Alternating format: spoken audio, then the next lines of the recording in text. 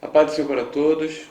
Graças a Deus estamos mais uma vez com essa oportunidade de alcançarmos você que não pode estar na nossa escola dominical presencialmente.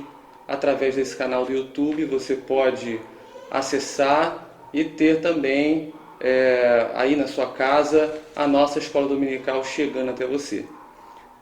Neste domingo nós estaremos estudando a lição de número 3 e o título da nossa lição é O Despertamento Renova o Altar. Mas antes, vamos iniciar com uma oração.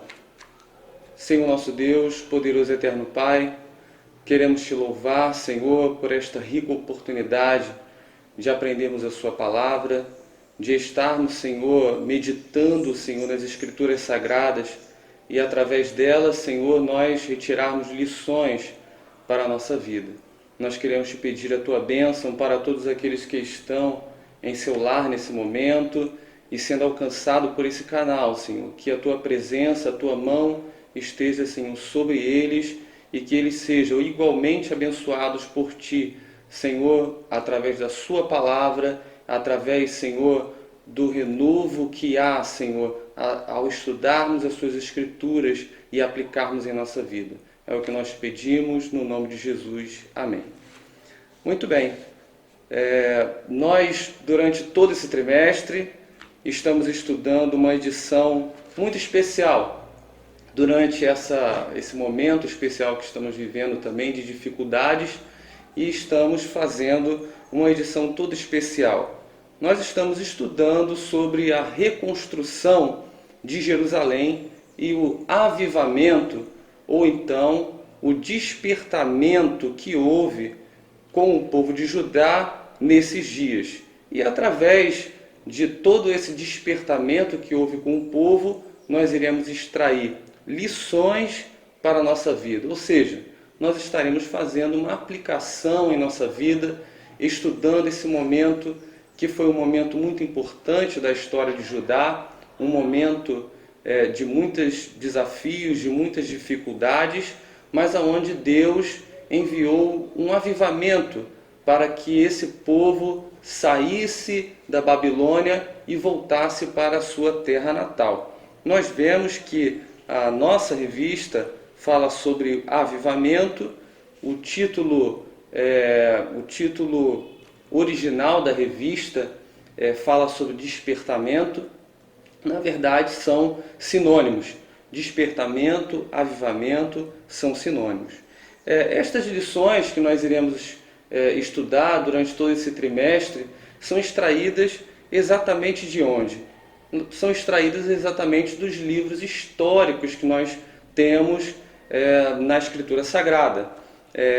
Principalmente o livro de Esdras, o livro de Neemias, o livro de Esther, e até mesmo o livro de Crônicas também fala sobre essas histórias. Esses livros históricos, eles estão posicionados na Escritura Sagrada um pouco antes do que nós chamamos de livros poéticos.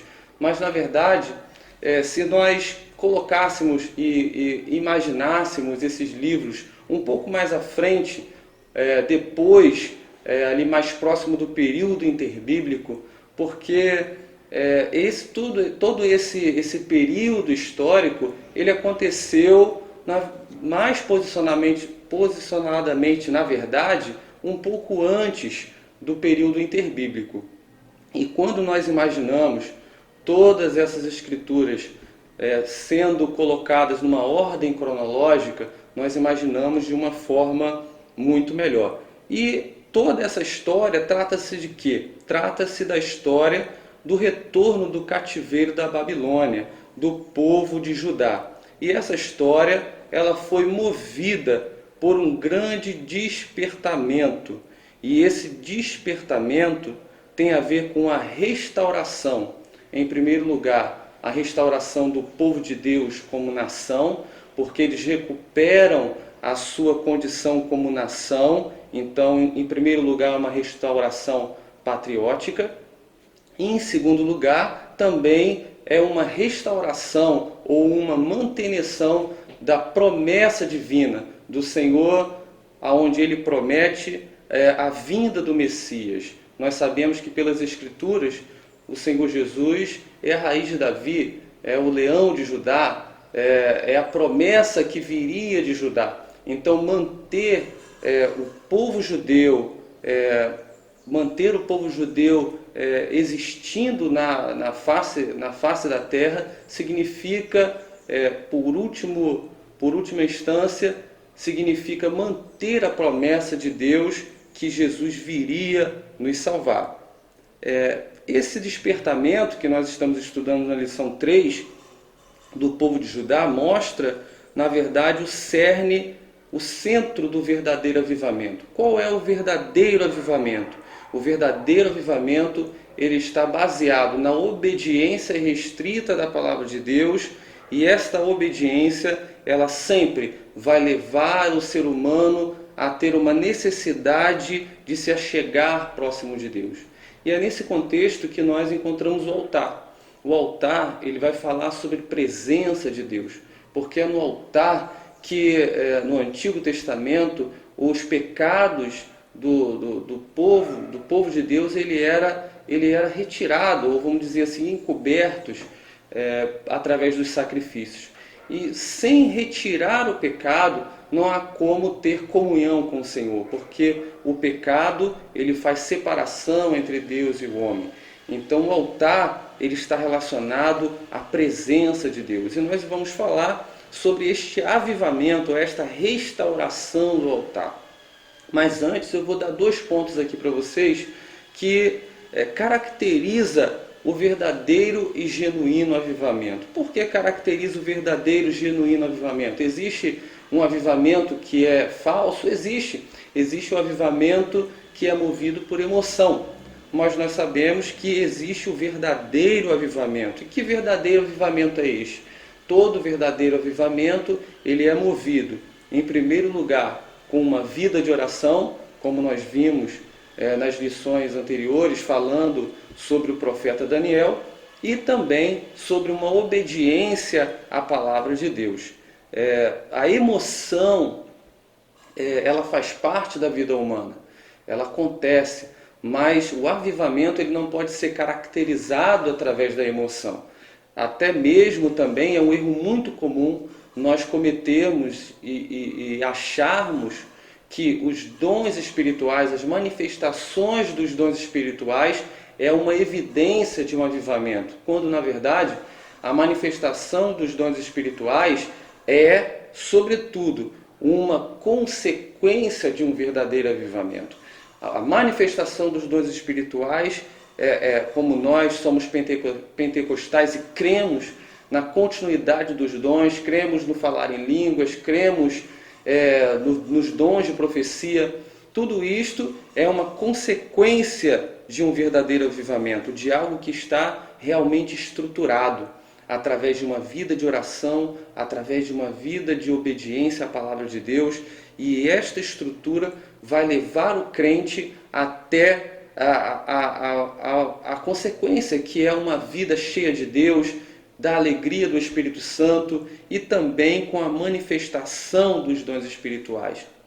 Então, se nós formos associarmos o verdadeiro avivamento, o verdadeiro avivamento está mais associado, sim, com o fruto do Espírito em nossa vida, com o nosso comportamento e com a prática de vida, independente de onde nós estejamos, seja na igreja, seja no trabalho, seja onde for, a nossa prática de vida reflete Cristo em nós, reflete a vida do Senhor em nós e nos transformando, e isto sim é a base para um verdadeiro e genuíno avivamento. Que nós possamos entender com essa lição que todo verdadeiro avivamento começa com uma restauração do altar.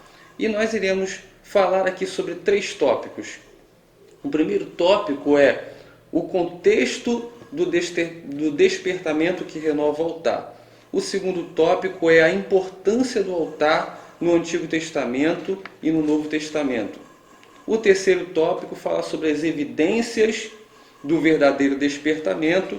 E o quarto tópico fala sobre Cristo sendo o centro da nossa comunhão com Deus. Em primeiro lugar, vamos falar sobre esse contexto, porque para que a gente possa entender qual foi essa situação que nós temos na leitura bíblica em classe, falando sobre a reconstrução desse altar, temos que entender um pouco esse processo.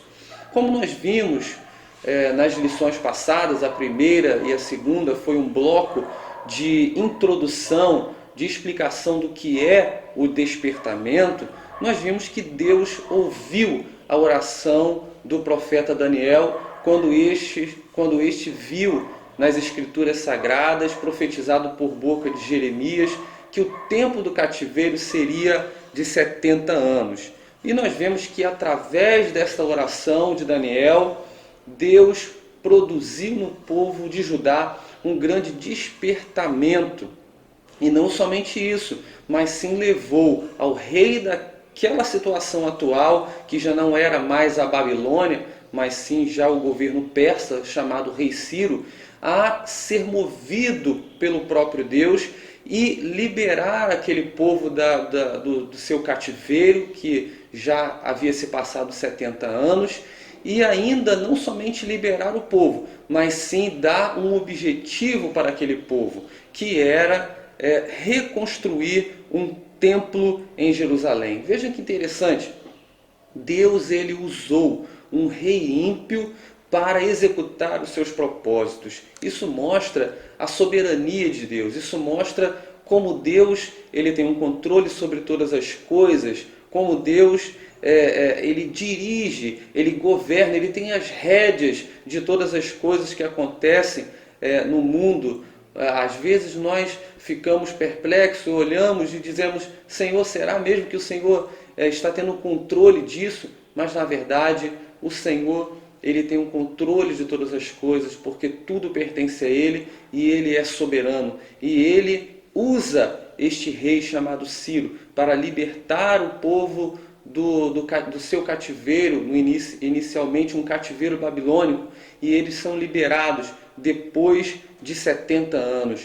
Diz o historiador Flávio Joséfo que esta ação de Ciro foi movida quando ele leu o livro de Isaías, no capítulo 44, no versículo de número 28, que diz: quem diz de Ciro é o meu pastor e cumprirá tudo o que me apraz, dizendo também a Jerusalém: seja edificada, e ao templo: funda-te.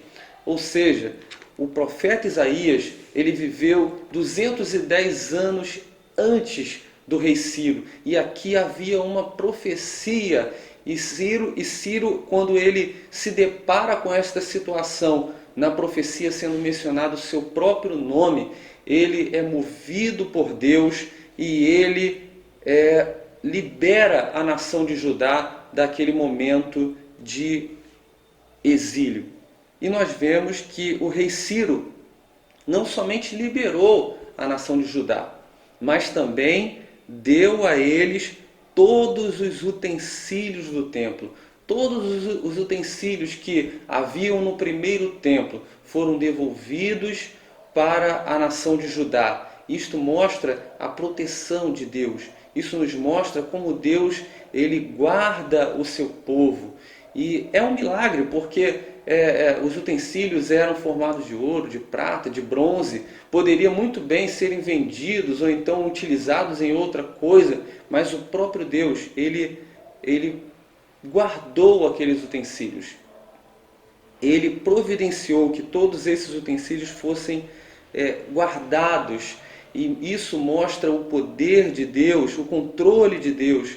E o rei Ciro ele devolve todos esses utensílios e mandou também dizer a todos que todo judeu que quisesse voltar, ele poderia voltar e receber também uma ajuda com ouro, com prata, com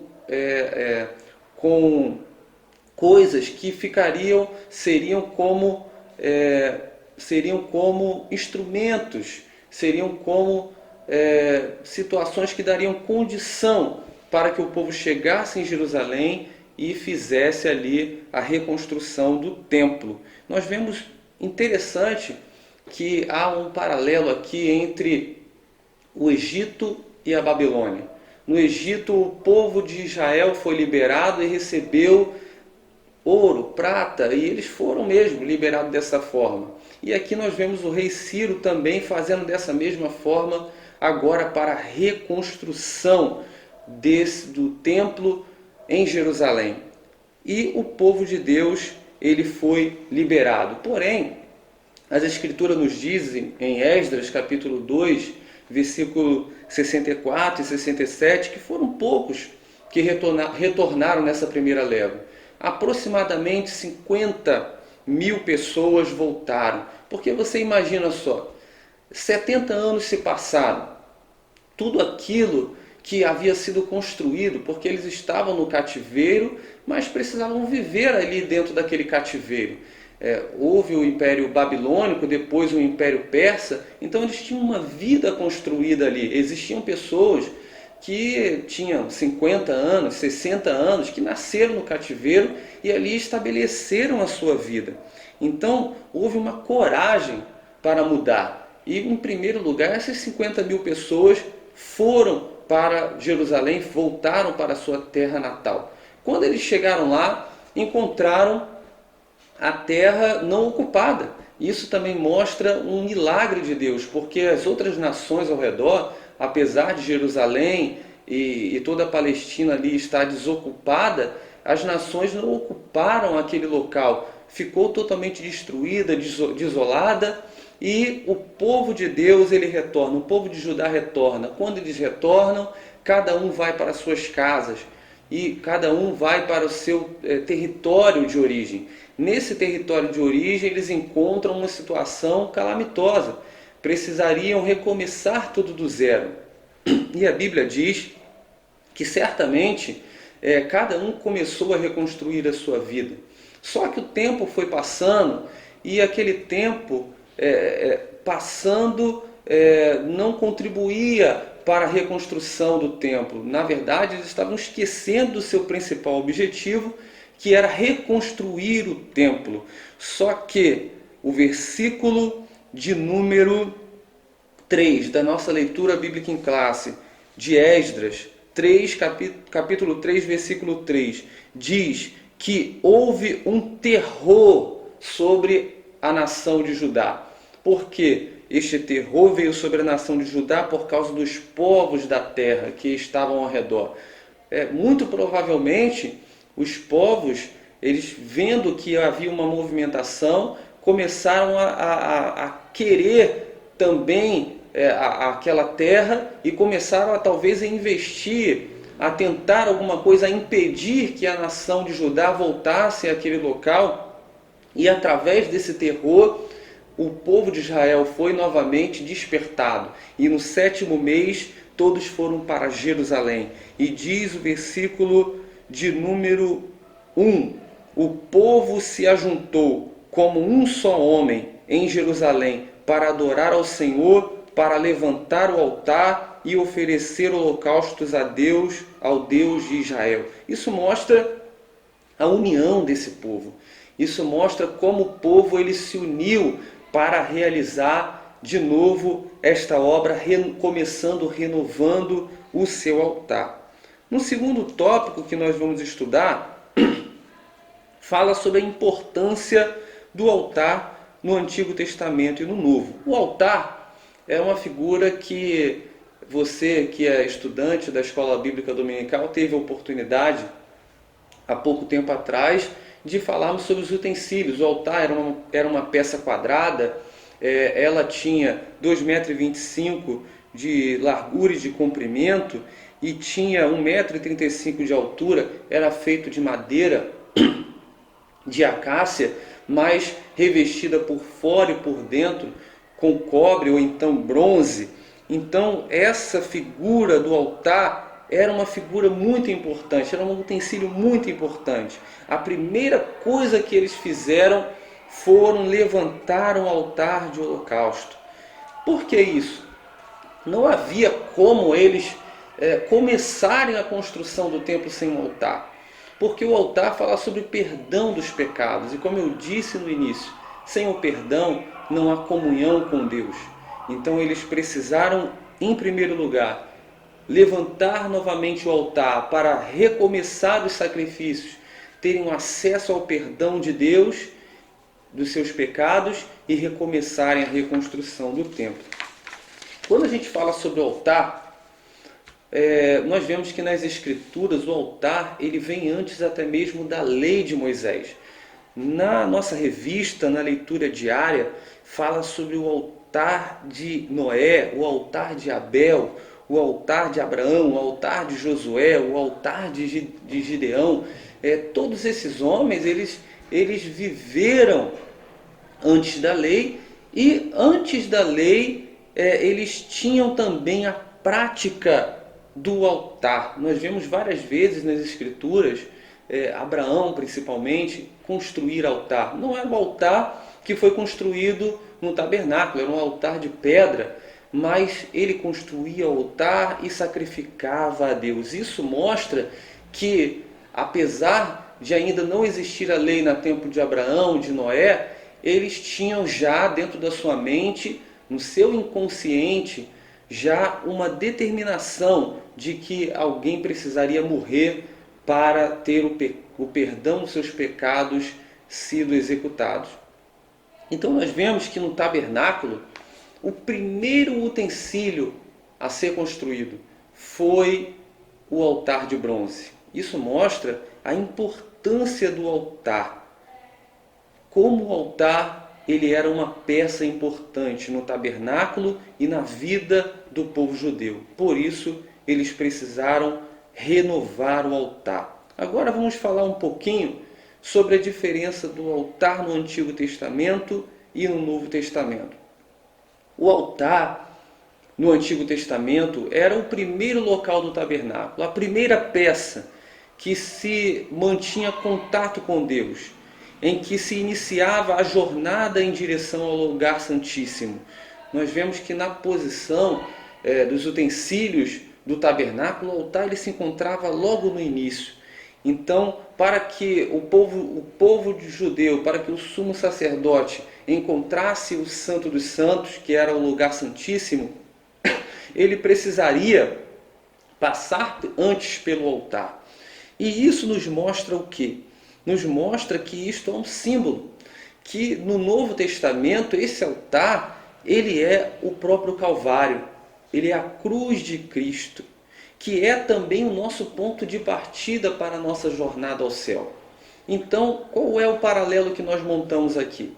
Assim como no Antigo Testamento, o altar conduzia o judeu até o Santo dos Santos, agora, no Novo Testamento, a cruz de Cristo no Calvário nos conduz até o céu. É somente através da cruz que nós encontramos o acesso ao céu. Por quê? Porque é na cruz que foi feito o único, perfeito, vicário e propiciatório sacrifício, que foi o sacrifício de Jesus na cruz do Calvário. Ali ele derramou o seu sangue, uma vez só. Não precisa mais haver outros tipos de sacrifício, porque o próprio Senhor Jesus, ele morreu por nós na cruz do Calvário, fazendo esse sacrifício que é perfeito. É um sacrifício vicário, ou seja, ele morreu no nosso lugar. É um sacrifício propiciatório, porque através desse sacrifício é nos propiciado o caminho para o céu. Agora, a grande pergunta que fica é: no Novo Testamento, aonde se encontra este altar? No Novo Testamento, nós encontramos o livro de Hebreus, que diz assim, Hebreus capítulo 3, versículo 6, nos diz aonde se encontra agora esse altar. Mas Cristo é fiel como filho sobre a casa de Deus, e esta casa somos nós. E também nós encontramos 1 Coríntios 6,19, que diz o seguinte: acaso não sabem que o corpo de vocês é o santuário do Espírito Santo? O que nós encontramos, meus irmãos e irmãs, no Novo Testamento é uma revelação maravilhosa, que o altar no Antigo Testamento se encontrava no tabernáculo, se encontrava no templo. Agora, após o sacrifício de Jesus na cruz do Calvário, o altar somos nós. Nós somos a casa de Deus. Nós somos o altar de Deus. E não é somente o nosso coração, não. O altar de Deus é a nossa vida inteira. Por isso que quando se fala sobre renovação do altar, está falando sobre a renovação da nossa vida. Está falando de um conserto da nossa vida. Está falando de uma renovação da nossa conduta diante de Deus. Renovar o altar é recomeçar. Renovar o altar é reconstruir do zero. É reformar aquilo que está quebrado. Renovar o altar é saber que não é o fim. Não, nós precisamos e podemos sim receber de Deus o avivamento e nós sermos renovados. Precisamos sim, cotidianamente, renovarmos o nosso altar. Agora, nós vamos falar sobre as evidências do verdadeiro despertamento através dos textos bíblicos que nós temos na leitura bíblica em classe. Veja só. Evidências do verdadeiro despertamento. Vou citar aqui a vocês 3 evidências. A primeira, todos os despertamentos verdadeiros começaram com uma renovação do altar. A revista da Escola Dominical cita 3. Elias, no Monte Carmelo, ele primeiro, antes de clamar o fogo a Deus, ele reconstrói o altar. O rei Ezequias, quando ele assume o trono do seu reino, ele, antes de qualquer coisa, ele faz uma purificação do altar.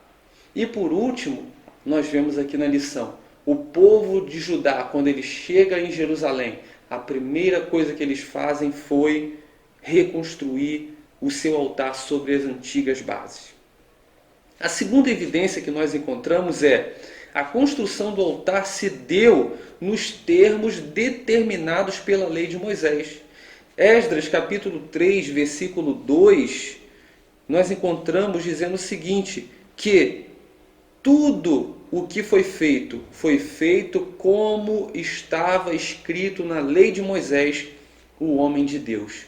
Existe uma grande diferença de renovação, de reconstrução para inovação. A inovação, ela leva a emoção. E a emoção, ela vem e passa. Mas a renovação, a reconstrução, ela leva sim ao verdadeiro e genuíno avivamento. Porque a inovação, ela é algo que na maioria das vezes quer tentar dizer que a Bíblia e aquilo que nós entendemos por tradição está errado. Mas na verdade, a Bíblia, ela tem preceitos. A Bíblia, ela nos mostra diretrizes a seguirmos em toda a nossa conduta. E o Senhor, ele prioriza que nós sigamos a sua lei e as suas determinações. As inovações são, muitas das vezes, perigosas. E nós devemos tomar cuidado com isso. E o terceiro e último ponto que eu vou mencionar a vocês é um verdadeiro e genuíno avivamento leva a uma vida contínua diante de Deus. No versículo de número 4, nós vemos que o povo de Israel não somente ergueu o altar, mas sim sacrificava cotidianamente, a partir de agora, sacrificava dia após dia no altar. Isso significa que existia algo contínuo. E o avivamento, ele deve ser contínuo em nossa vida.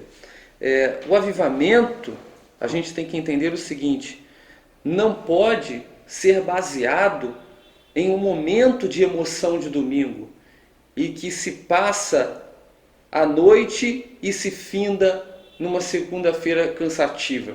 O avivamento deve ser algo contínuo em nossa vida. A renovação do altar deve ser dia após dia, porque nós precisamos de uma renovação dia após dia. Eu posso citar aqui Levítico, capítulo 6, versículo 13, que fala do fogo que deve arder no altar continuamente e ele não deve se apagar. Esse fogo do altar no tabernáculo, que foi aceso pelo próprio Deus, simboliza o avivamento em nossa vida, que deve ser mantido, que deve ser cuidado, assim como o povo de Israel saía de direção em direção no deserto e não deixava aquela chama apagar. Nós não podemos também deixar a nossa chama apagar.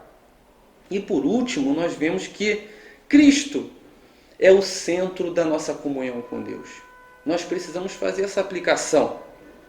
No Antigo Testamento, o altar era o ponto central do culto a Deus. No Novo Testamento, o sacrifício de Jesus Cristo na cruz do Calvário é o grande acontecimento para o qual também o altar do Antigo Testamento apontava profeticamente e apontava tipologicamente.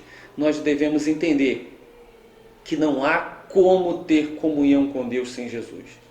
Jesus não é o melhor meio de se ter comunhão com Deus, não. Jesus é o único meio de se ter comunhão com Deus. Em João capítulo 14, versículo 6, diz que Ele é o caminho. Não existe outro caminho a não ser Jesus. Paulo, inspirado pelo Espírito Santo, disse em 1 Coríntios capítulo 15, versículo 3, primeiramente vos entreguei o que também recebi, que Cristo morreu pelos nossos pecados. Que coisa gloriosa! Nós devemos entender que somente através de Jesus nós temos a verdadeira comunhão com Deus. O altar, ele fala sobre comunhão. A renovação desse altar fala sobre essa necessidade de se ter comunhão com Deus. E nós devemos entender que somente através de Jesus Cristo nós podemos ter comunhão. Que você possa ser ricamente abençoado nessa escola dominical através desse canal. Que a sua casa seja alcançada pelas mãos de Deus e pela graça de Deus. E que possamos passar por esse momento de dificuldade firmes no Senhor e convictos que o Senhor ele está conosco. Deus abençoe você.